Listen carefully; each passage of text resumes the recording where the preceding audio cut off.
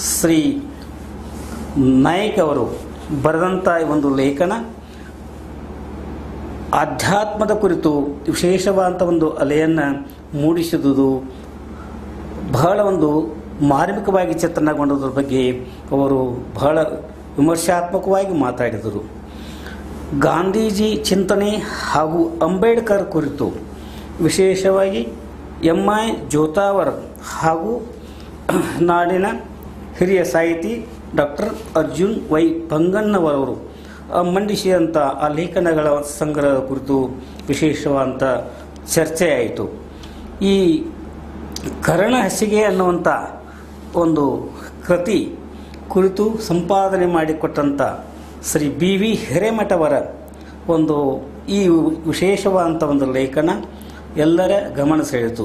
ಜೀವವಿಜ್ಞಾನ, ಮಾನವ ಸಂತಾನೋತ್ಪತ್ತಿ, ಡಾಕ್ಟರ್ ಸ.ಜ.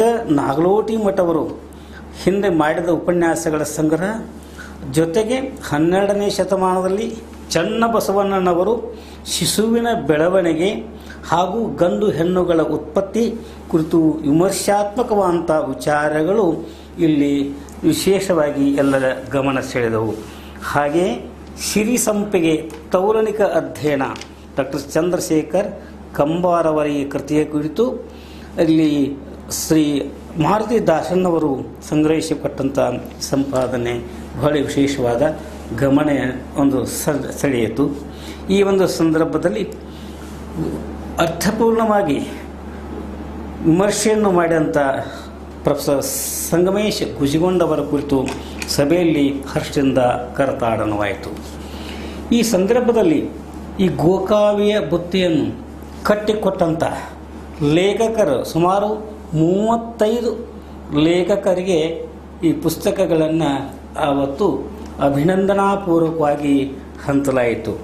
ಆ ಒಂದು ಬುತ್ತಿಯನ್ನು ಸ್ವೀಕರಿಸಿದ ಹಲವರಲ್ಲಿ professor Suresh Muddar, Mahalinga Mangi, Maruti Dasannavar, Balashekhar Bandi, doctor Suresh Hanagandi, Shri Sadiq Halyal, Shri Ramachandra Kakade, doctor Mahadev Potharaj, Shrimati Sugandha Dambal, Shrimati Pushpa Murugod, Shri Basavaraj Hanumantagol, Shri Basappa Ittannavar, Rajendra Sannakki, Ananda Suragami, professor Shankar Ninganur, Shrimati Sangeetha Bannur, Shrimati Vaishali Barbari, Shri Rayappa Gudaganavar, Shri GK. Kadesh Kumar, doctor Arun Sautikayi, doctor Sunanda Madar, Shri BV. Hiremath, Shri Ishwarchandra Betageri, Shrimati Mahananda Gunaki, Shri Ashok Lagamappagol, doctor Uddanna Gooder, Shrishaila, Shri Gopal Shetty, GS. Karpurmath Ghataprabha, MB. Belagar sir, LS. Sontakki ಬಿ.ಎಸ್.ಎನ್.ಎಲ್,